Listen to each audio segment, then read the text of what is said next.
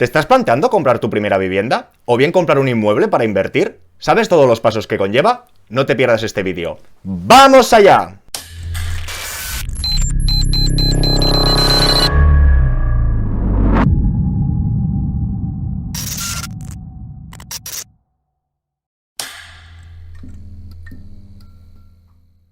Hola a todos y todas, bienvenidos al Banquero del Pueblo. Para aquellos que no me conozcan, recordar que llevo máscara porque actualmente trabajo en una entidad financiera. Y recordaros que cuando lleguemos a 100.000 suscriptores, nos veremos las caras.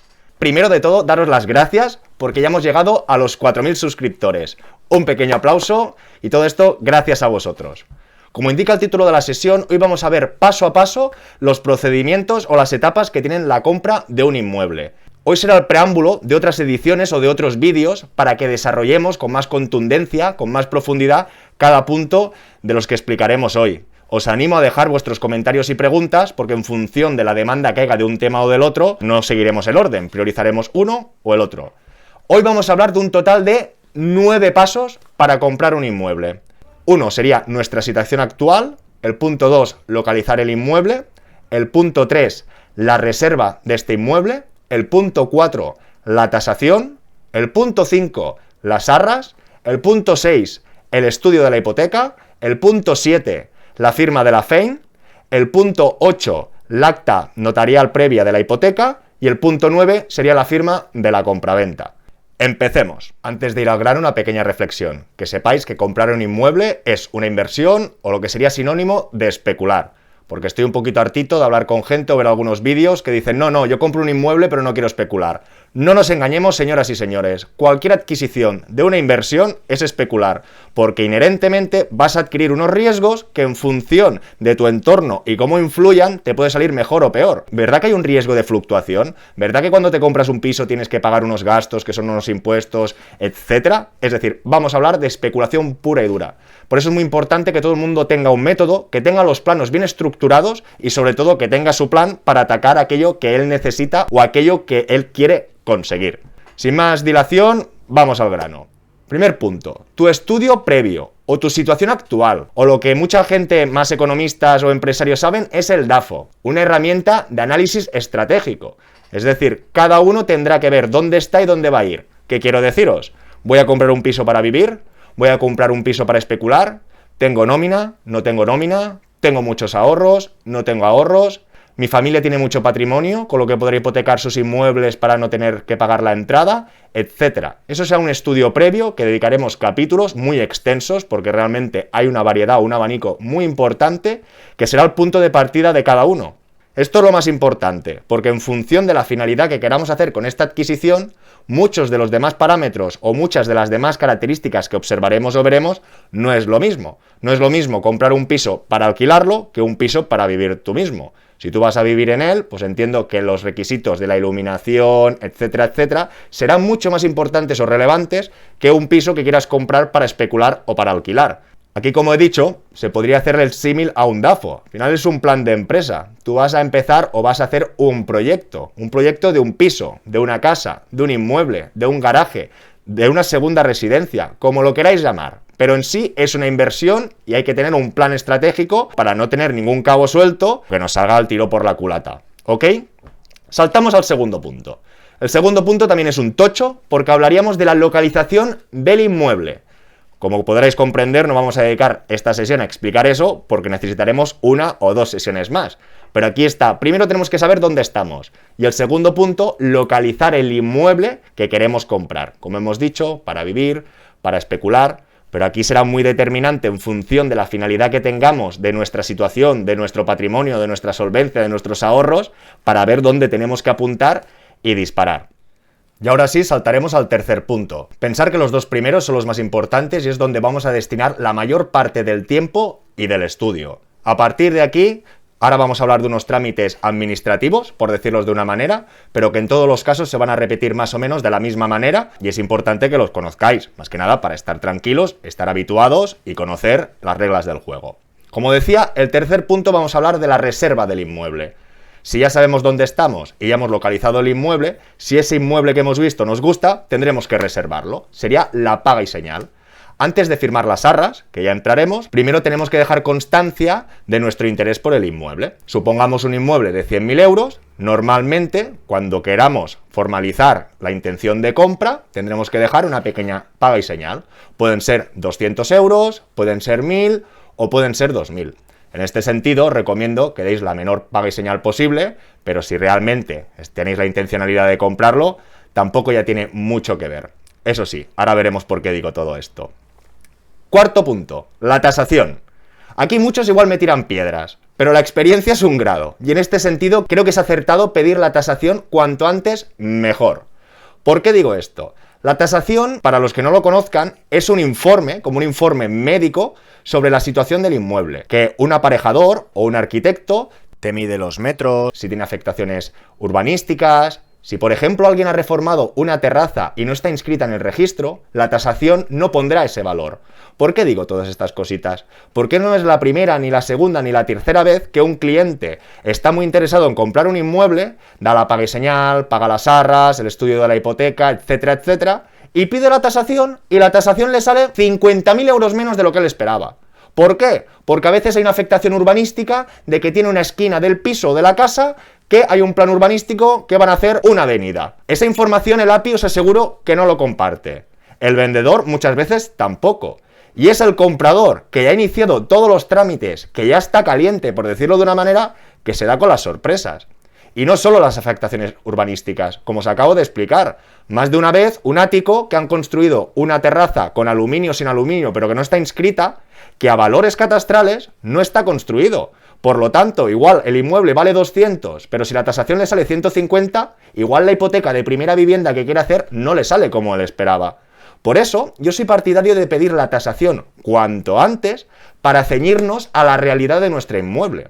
Es más, si tú estás pagando un inmueble por 70.000 y ves que la tasación vale 100, very good, tú estás tranquilo porque sabes que estás comprando con rebaja. Pero en cambio, si vas a comprar un inmueble de 100, das la paga y señal y cuando pides la tasación te sale por 90, aquí ya tienes que empezar a escuchar, ya no estarás comprando tan bien. En función de tus planes, si realmente quieres ir a vivir allí porque viven tus padres, por ejemplo, y esos 10.000 euros los pagas porque quieres vivir allí, eso es otra cosa. Pero la gente que vaya a especular, yo entiendo que no va a especular por amor al arte.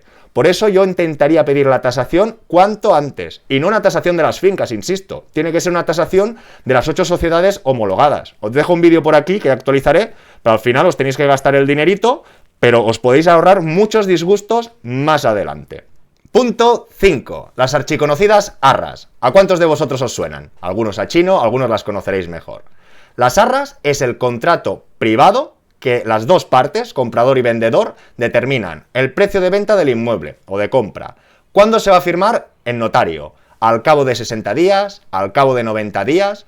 Normalmente las arras se tiene que liquidar o se tiene que pagar por anticipado un 10% del valor total del inmueble. Seguimos con el ejemplo. Un inmueble de 100.000 euros, cuando tú firmes las arras, tendrías que pagar un total de 10.000. Es decir, si el día 1 de noviembre reservamos un inmueble por 1.000 euros, como muy tarde, el día 10 de noviembre, al cabo de 10 días, tendremos que firmar las arras. Y en estas arras que hemos dicho que tendremos que pagar el 10%, si valía 100.000, tendríamos que pagar 10. 10. Como dimos la paga y señal de 1.000, nos faltará por pagar 9.000. En el momento que firmemos las arras, ya tendremos el piso bien atado, porque si después no vendiesen ellos, en principio nos tendrían que devolver el doble. Y a partir de aquí ya tenemos que ponernos manos a la obra con el tema de la hipoteca si no lo hemos iniciado antes. ¿Por qué comentaba el tema de la tasación? Porque antes de aflojar ya el 10% del precio del inmueble, si tú ya tienes la tasación y hay una afectación urbanística o algo que no está inscrito, ya podrás negociar con ellos o decirles, escucha, tú me estás vendiendo esto, que me has explicado unas cosas, pero esto no cumple, devuélveme el dinero de la paga y señal. Y normalmente, claro, ya ni se firman las arras y te devuelven la paga y señal.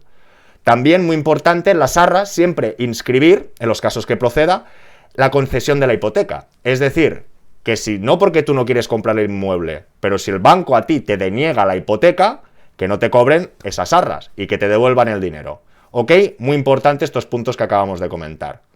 Punto 6. Si ya tenemos las arras firmadas, tendremos que ir como locos a diferentes entidades bancarias a buscar la mejor oferta para nuestra hipoteca, que esto sí que lo hemos tratado un poquito más en las otras sesiones.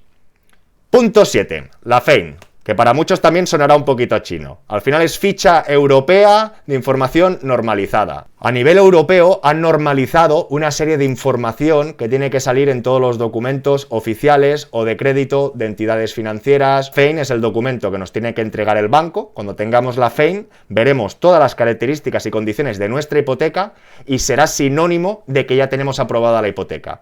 Es decir, no vamos a poder firmar la FEIN si con ese banco o entidad financiera tenemos la hipoteca aprobada. Por lo tanto, firmar la FEIN para muchos es aquello del grito de aleluya. Punto 8. La acta previa notarial de la hipoteca. Esto ha sido una novedad desde el 2019 de la reforma de la ley del crédito inmobiliario, donde para verificar el Estado, el gobierno, que sabemos las condiciones de la hipoteca, una vez tengamos firmada la FEIN, muchos ya sabréis que no se puede firmar la compraventa hasta que pasen 15 días de tener firmada la FEIN, y desde que hemos firmado la FEIN y vamos a firmar la compraventa, en medio de este periodo, o en medio de estos 15 días como mínimo, tenemos que ir a ver al notario, nosotros solos, nosotros con nuestra pareja, es decir, quien compre, quien firme la hipoteca, con el notario, y recibiremos un asesoramiento, o más bien será un pequeño examen. Iremos al notario, no estará el del banco, por supuesto, y allí nos preguntarán cuánto dinero pedimos, si a tipo fijo o a tipo variable, si tenemos costes de apertura, si tenemos costes de cancelación, y una serie de preguntas para verificar que sabemos realmente lo que vamos a firmar.